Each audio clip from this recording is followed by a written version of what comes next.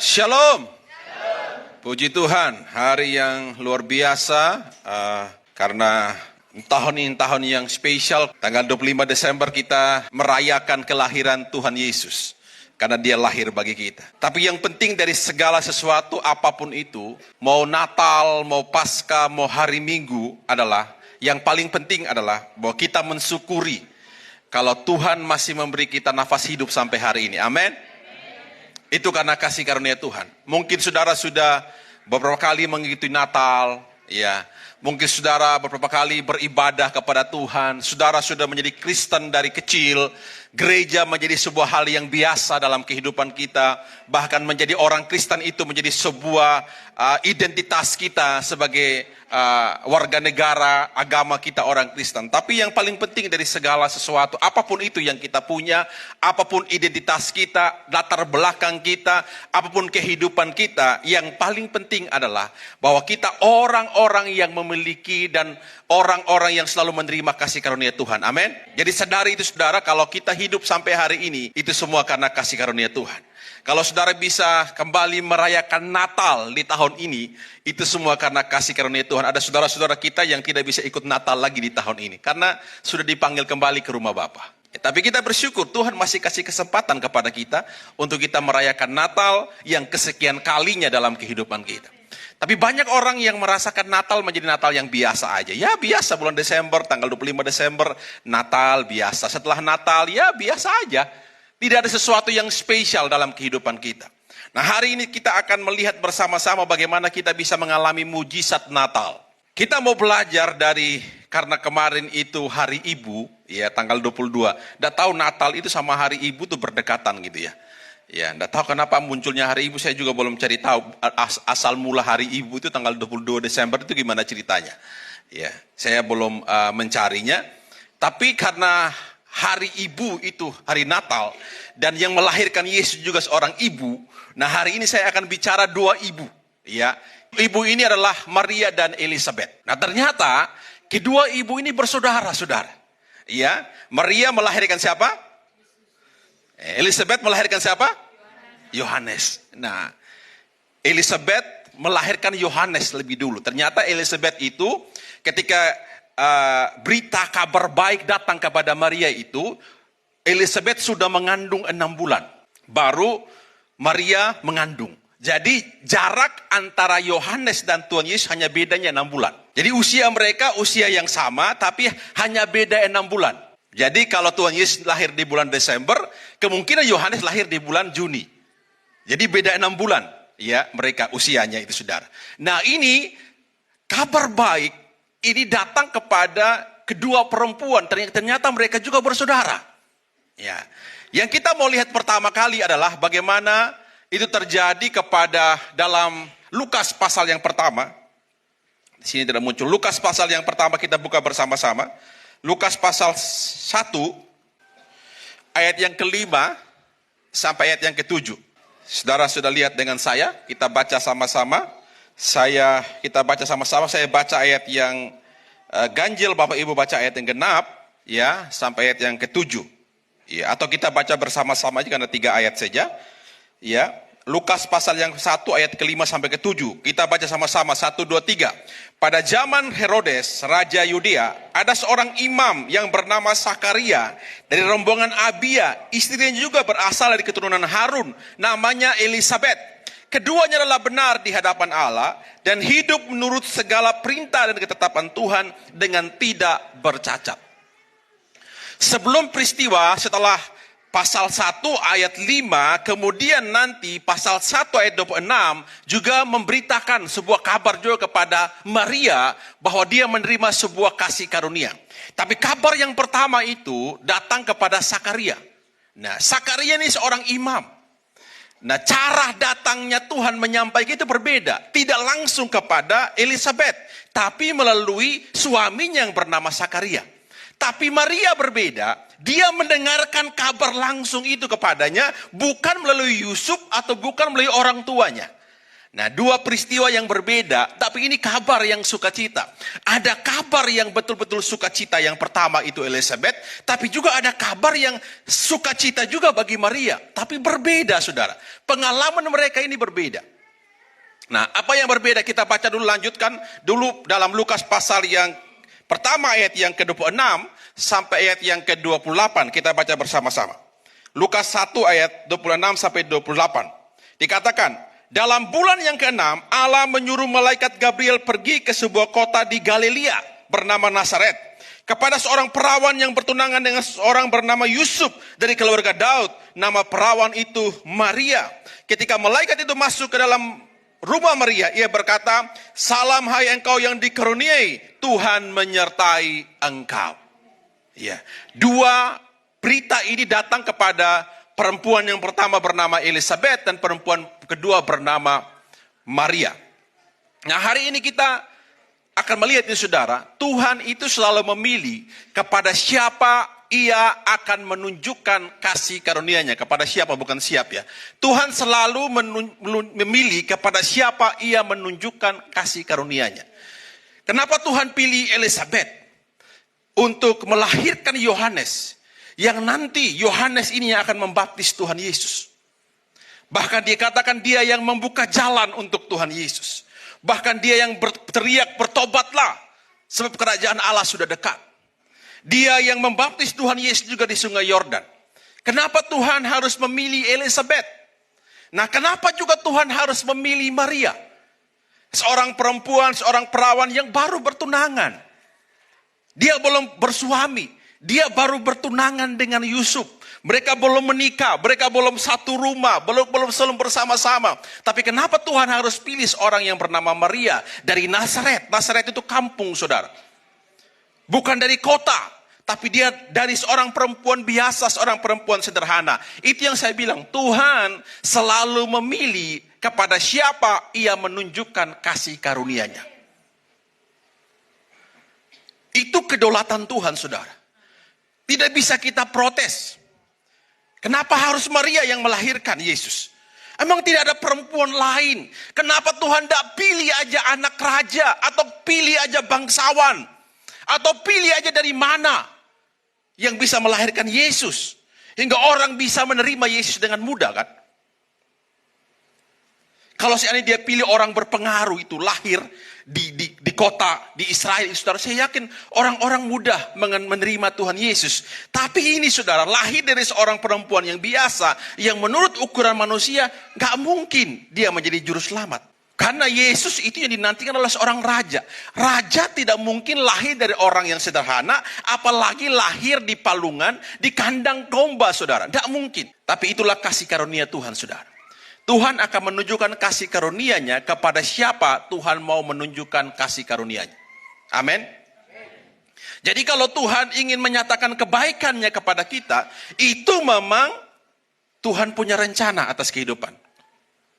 Nah, hari ini kita mau belajar bersama, ada dua hal yang kita belajar dari Elizabeth dan juga Maria.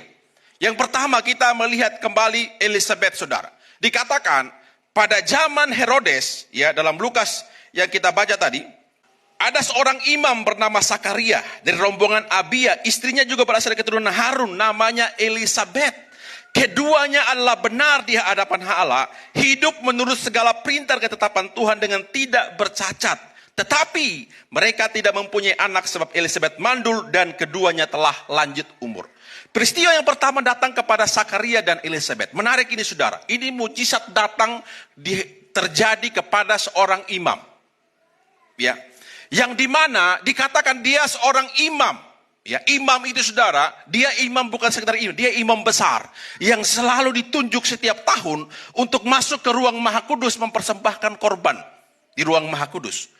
Dia imam bukan sekedar imam, dia iman yang betul-betul taat.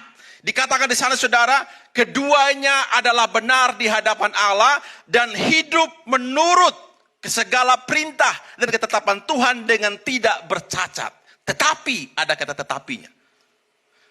Mereka tidak mempunyai anak sebab Elizabeth mandul dan keduanya telah lanjut umur. Padahal, dia seorang imam. Dia orang yang dikatakan dekat dengan Tuhan. Bukan saja imam kaleng-kalengan. Bukan imam yang sekedar karena diberikan jabatan imam, itu melekat dalam dirinya, dia hidup dalam dosa, enggak. Dikatakan dia bukan hanya dia, saudara-saudara ini, istrinya pun dikatakan hidup benar di hadapan Tuhan. Bahkan tidak ditemukan mereka hidup tidak bercacat. Artinya betul-betul mereka jaga hidup mereka. Tapi Alkitab mengatakan tetapi istrinya Elizabeth itu mandul. Tidak mempunyai anak. Saya rasa saudara, ini sebuah perkara yang tidak mudah. Bagi kita orang percaya. Kita yang ikut Tuhan. Kita setia kepada Tuhan. Kita setia beribadah kepada Tuhan. Tapi doa kita mungkin sampai hari ini belum dijawab Tuhan. Mungkin ada sesuatu yang kita merasa Tuhan tolong kita, tapi belum sesuatu terjadi. Tapi ini saudara, ini peristiwa yang menarik. Mujizat itu selalu terjadi ketika sesuatu yang tidak mungkin itu bisa terjadi atas kehidupan kita. Tapi yang menarik yang saya ingin belajar dari Zakaria dan Elizabeth. Walaupun Tuhan belum jawab doa mereka. Mungkin mereka sudah tidak berharap apa-apa lagi. Ya udah, jalani hidup ini dengan benar, lakukan saja apa yang Tuhan mau, ikuti saja apa ketetapan Tuhan, kerjakan aja apa yang menjadi bagian saya, lakukan saja apa yang menjadi saya, dan mereka mungkin tidak berharap lagi akan punya anak. Tetapi saudara, itulah Tuhan. Selalu setiap harga yang kita bayar, Tuhan akan ganjarkan dengan berkat yang tidak pernah kita duga. Jadi kalau sampai hari ini kita sudah setia kepada Tuhan, tapi Tuhan belum jawab doa kita, itu urusan Tuhan. Urusanmu tetap ikut Tuhan. Persoalannya kita selalu membanding-bandingkan hidup kita dengan berkat yang kita terima. Kita sebelumnya saya sudah melayani Tuhan. Ya, saya sudah setia, semua firman yang saya dengar saya coba lakukan, tapi kok belum kunjung sesuatu terjadi atas kehidupan saya. Kok suami saya belum bertobat? Kok istri saya belum bertobat? Kok anak saya belum bertobat? Kok kehidupan saya belum menjadi baik sampai hari ini? Kok doa saya belum dijawab Tuhan sampai hari ini? Sesuatu yang saya harapkan tidak terjadi. Tapi dengarkan saudara, Tuhan kita bukan Tuhan yang tidak mendengarkan doamu. Tuhan kita bukan Tuhan yang tidak tahu menjadi kesulitanmu. Tapi Tuhan tahu yang terbaik atas kehidupanmu. Amin. Tuhan tahu yang terbaik. Kenapa Tuhan harus Elizabeth itu harus melahirkan di usia yang tidak mungkin dia bisa melahirkan? Karena Tuhan punya rencana di balik semua itu. Itu yang kadang-kadang kita tidak mengerti, saudara. Yang saya dan saudara tidak mengerti. Karena Tuhan punya rencana atas kehidupan kita. Amin. Amin, saudara. Amin. Mari kita belajar bersama-sama. Lakukan saja. Itu yang menjadi, lakukan apa yang menjadi bagianmu. Sisanya biar Tuhan yang akan bekerja. Apa menjadi bagian kita? Kita nggak bisa atur-atur Tuhan. Tuhan kalau bisa berkat Natal saya ini sepeda motor. Nggak bisa. Saudara nggak bisa atur Tuhan untuk mujizat apa yang saudara terima dalam hidup. Tuhan punya hak, Tuhan punya kedaulatan untuk memberkati engkau dengan cara apa. Urusanmu adalah lakukan saja. Ketika beribadah, beribadah saja. Ketika saudara melayani, melayani saja. Ketika saudara memberi, memberi saja. Urusan Tuhan adalah menyatakan kedaulatannya, menyatakan kasih karunia-Nya kepadamu. Hingga kadang-kadang kalau kita hitung-hitung, akhirnya kita menjadi orang yang protes kepada Tuhan. Kita mulai membandingkan, loh kok itu ya? Dia itu hidupnya gak benar. Ke gereja aja Senin Kamis, kok masih dia diberkati ya? Kan kita memperbanding-bandingkan itu kan. Saya ini ke gereja, saya ini kasih perpuluhan, saya ini melayani. Saya kok gak ada sesuatu yang saya bisa nikmati lebih baik daripada tahun kemarin. Itulah kedaulatan Tuhan, sudah. Tugas kita lakukan saja. Ada waktu yang Tuhan beri dalam kehidupan kita. Amin. Amin. Kapan lalu saya dan istri nonton kesaksian dari seorang ibu. Ibu ini saudara dari latar belakang Muslim. Dia menikah di usia 17 tahun, masih 16 tahun, masih sangat muda, 16-17 tahun. Dan dia mengalami kekerasan, 3 tahun pernikahan, kekerasan, akhirnya dia berpisah dengan suaminya. Kemudian dia orang yang sangat taat dalam agamanya semula. Dia melakukan itu semua, dia lakukan dengan sangat berurutan. Tidak ada yang dia tidak lakukan. Tapi dia mengalami penganiayaan yang luar biasa sampai dia melahirkan anak dan akhirnya mereka berputus untuk berpisah. Tapi suatu ketika dia lagi melakukan semua kegiatan keagamaannya dengan benar, tiba-tiba dia mendengarkan suara mengatakan, "Akulah jalan kebenaran yang kamu cari. Akulah hidup itu yang sesungguhnya kamu cari." Dia langsung lari cari gereja di kota itu, di kota Malang.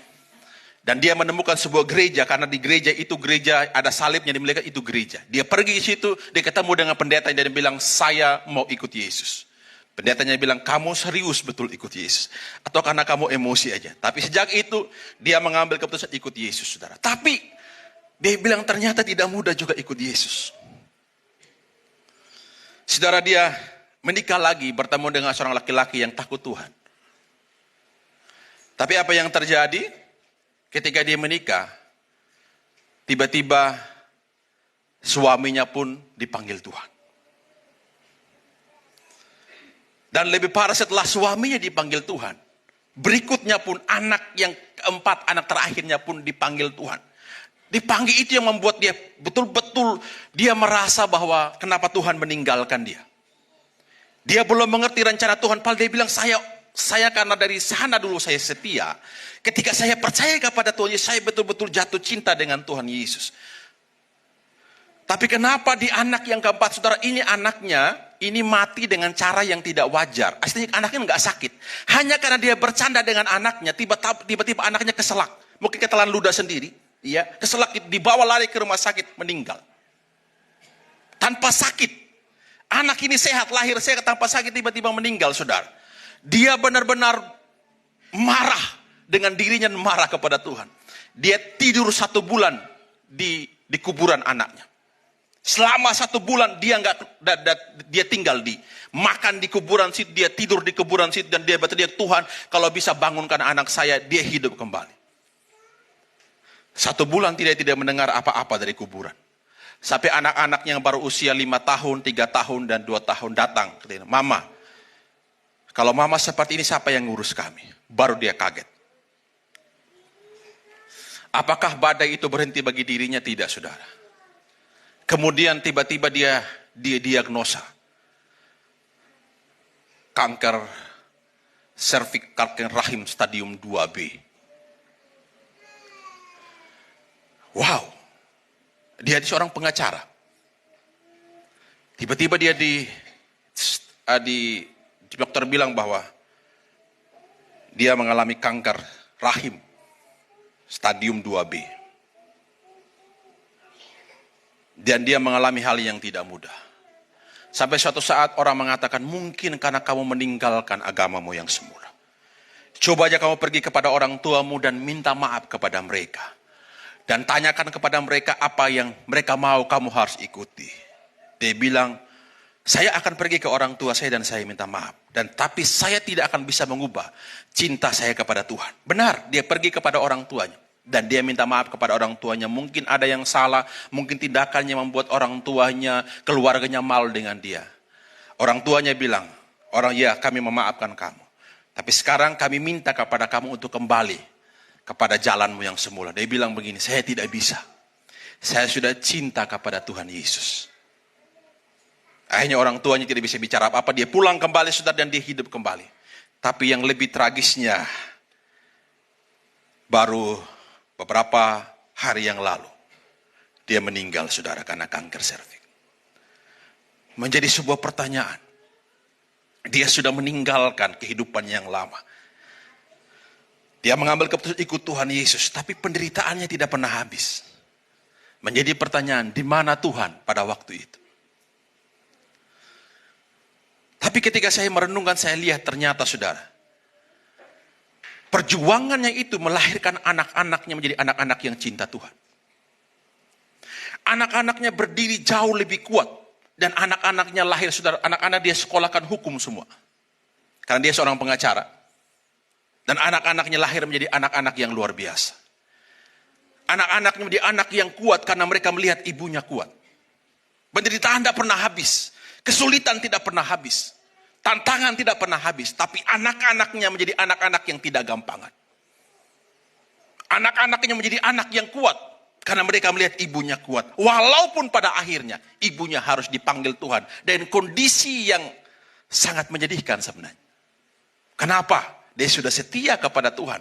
Kenapa Tuhan mengizinkan? Ini yang kadang-kadang secara logika kita tidak bisa terima. Mengapa itu terjadi?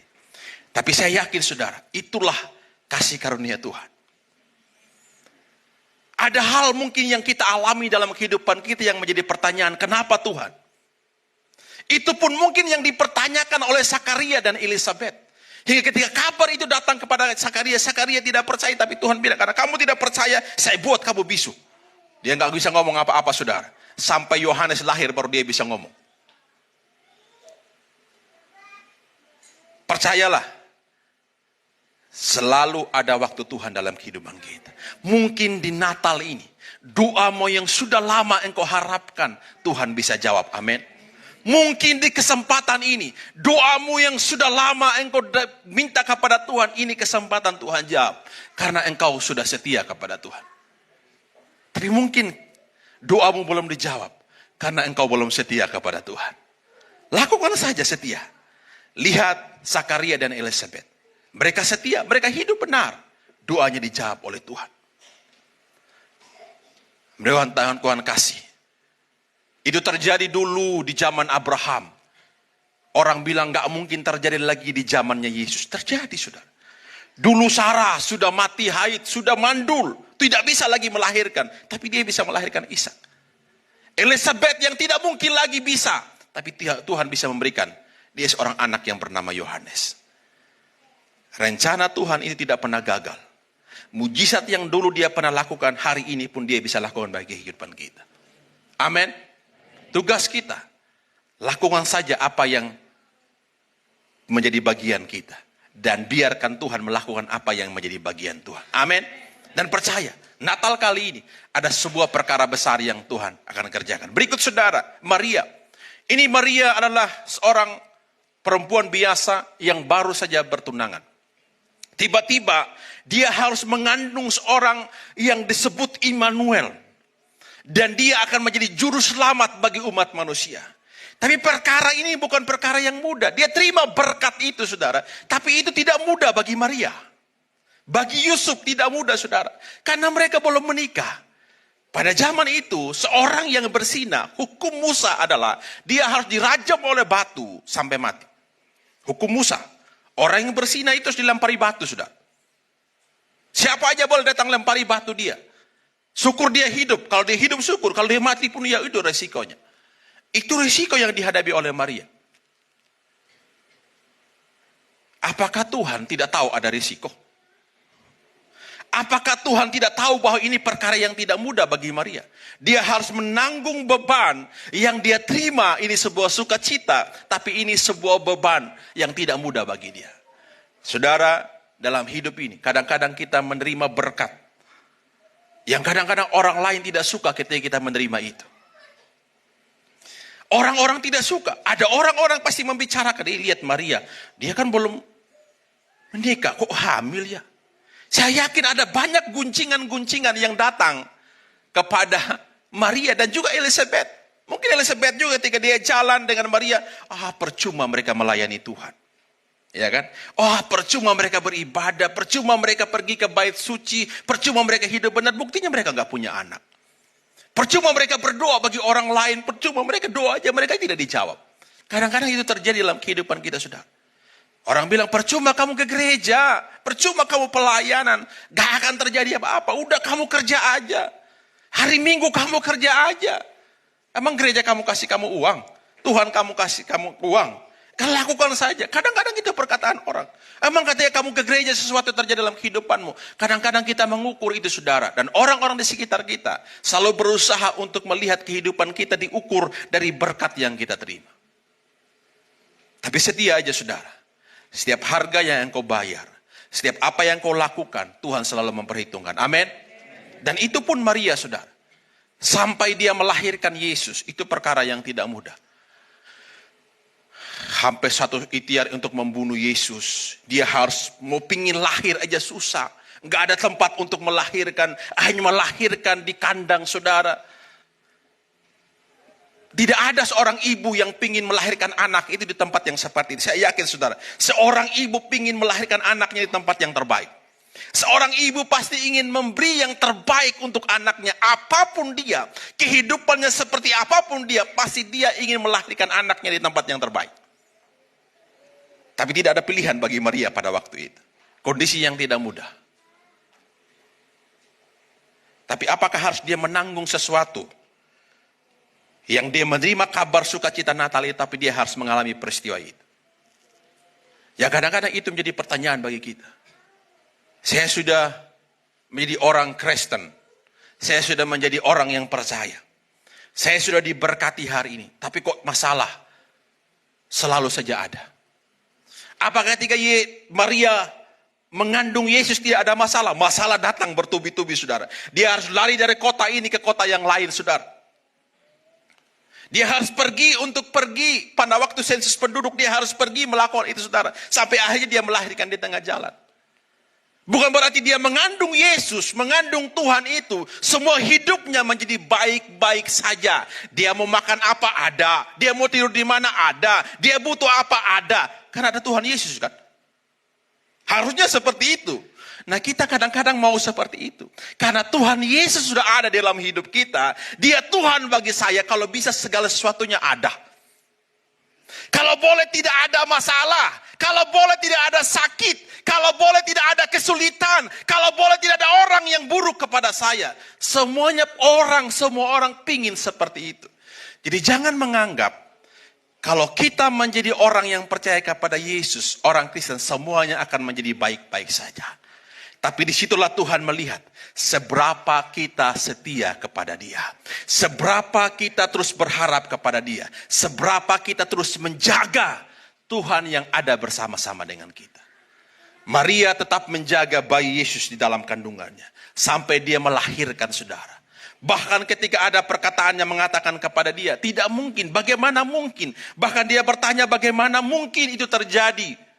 Tapi ketika malaikat memberi kabar kepada dia, bukan hanya tentang dia, saudara. Tapi malaikat bilang, hei, saudaramu Elizabeth yang mandul itu pun, dia menerima kasih karunia, dia lagi mengandung sudah 6 bulan.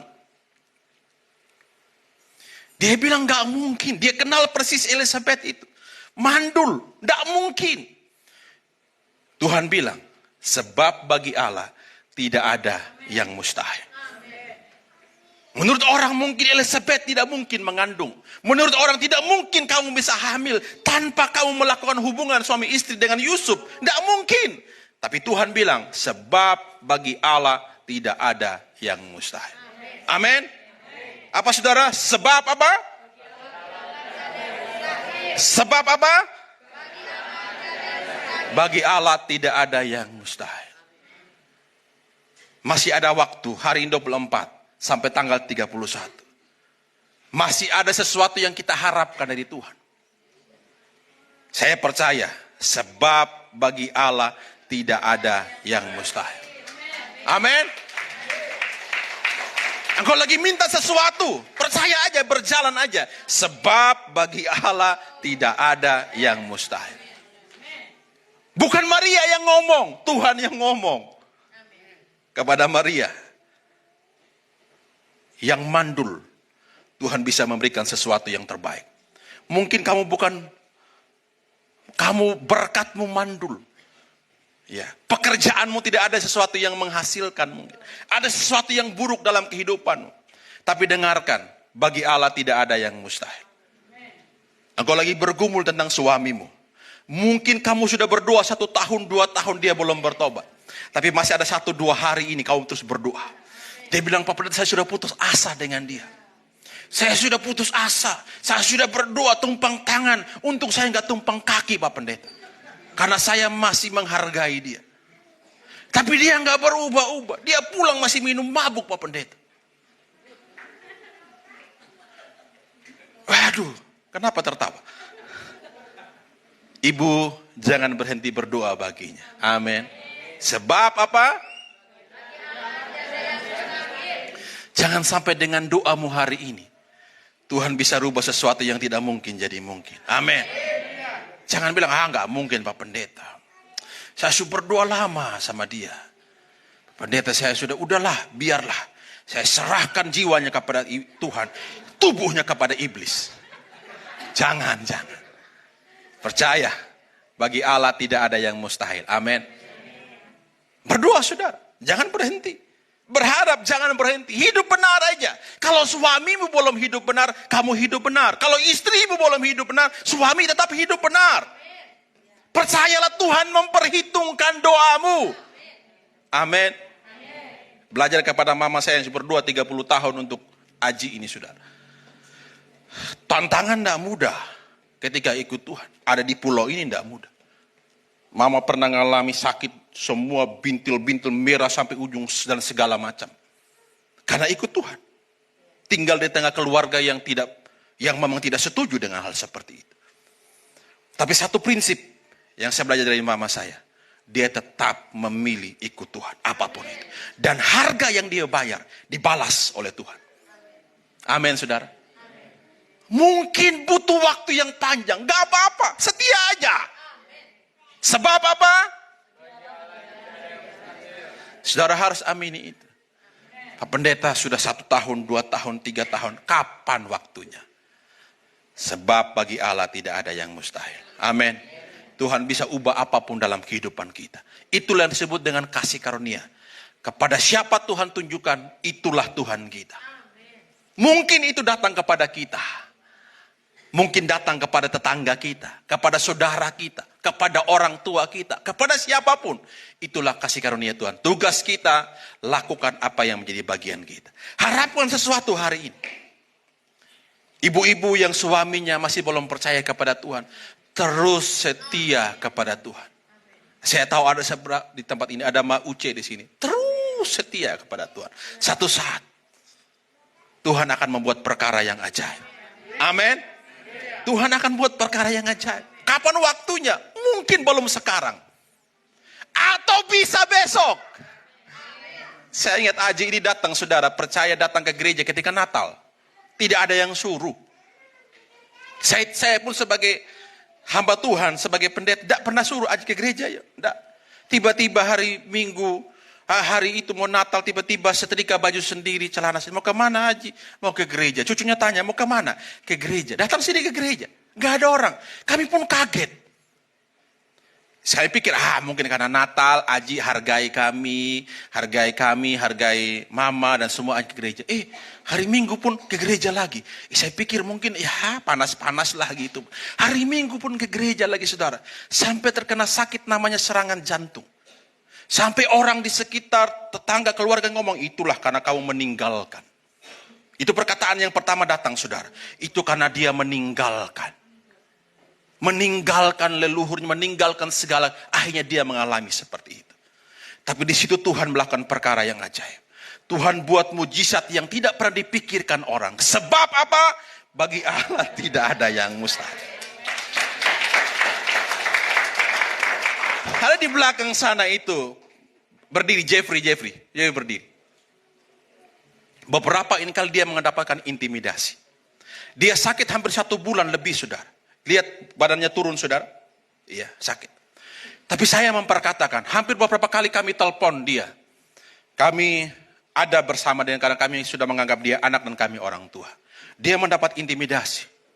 Orang-orang di sekitarnya, dia bilang, udahlah, itu mungkin karena kamu meninggalkan agamamu yang sebelumnya. Karena dia sudah dibaptis, saudara. Itu mungkin karena kamu sudah tidak melakukan doa yang sering kita lakukan seperti itu. Itu mungkin karena kamu sudah meninggalkan kepercayaanmu yang lama. Karena mohon maaf dia Katolik. Semua perkataan datang dalam pikirannya. Dan ujungnya pasti kamu akan mati. Tapi saya bilang kepada dia, perkatakan iman setiap hari. Bahwa Tuhan ada bersama denganmu. Tuhan Yesus saya pasti sembuh. Tuhan Yesus saya pasti sembuh. Saya percaya. Bukti hari ini dia masih hidup. Amin. Mungkin itu datang dalam hidupmu juga. Intimidasi, aduh kamu sudah ke gereja, coba dulu kamu tidak ke gereja. Coba dulu kamu tidak meninggalkan Tuhan, kamu hidup lebih baik. Saya bersaksi ini saudara terjadi. Maka saya dan istri itu sangat menyesalkan ketika kami kehilangan saudara Denci. Karena dia juga mendapat intimidasi yang sama seperti Jeffrey. Dia kan dari Katolik, saudara. Mendapatkan intimidasi seperti itu, hanya dia pulang kampung karena tidak kuat dengan intimidasi. Dan itu akhirnya menjadi sebuah intimidasi. Jeffrey pun terintimidasi dengan seperti, jangan sampai saya kayak Denci. Serius, dia ngalami itu, sudah. Dan sakitnya mirip dengan Denci. Saya bicara ini serius. Makanya saya concern dan istri concern kepada dia. Saya tidak akan terjadi lagi dalam kehidupan ini. Karena intimidasi yang dia terima, sudah. Dia nggak bisa makan.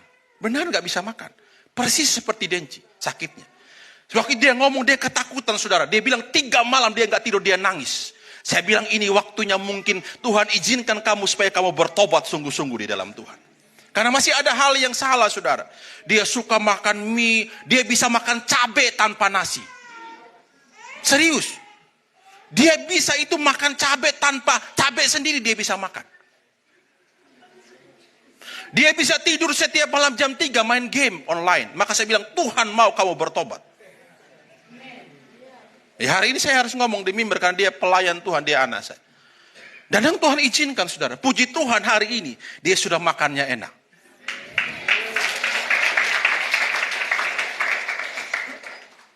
Itu mungkin datang dalam kehidupan kita.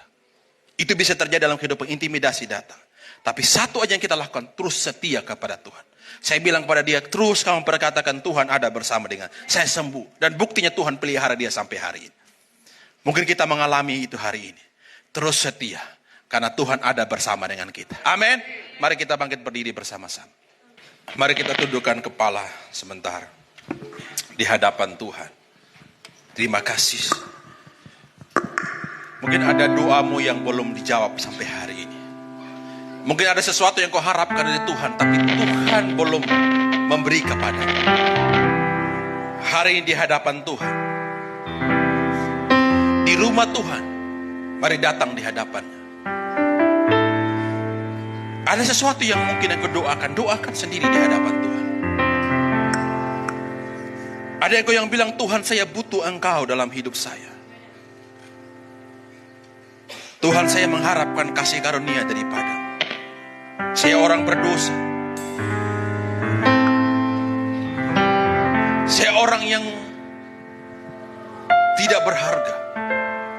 Tapi karena Tuhan membuat saya berharga hari ini. Tuhan, saya lagi mendoakan sesuatu akan terjadi dalam kehidupan rumah tangga saya, keluarga saya. Tuhan, lagi saya butuh sesuatu untuk datang dalam kehidupan saya. Berkat itu datang dalam kehidupan saya. Datang kepada Tuhan, saudara. Ini kesempatan yang kau datang kepada Tuhan. Sebab bagi Allah tidak ada yang mustahil. Tuhan bisa ubah apapun yang tidak mungkin menurut ukuran manusia, mungkin menurut Tuhan.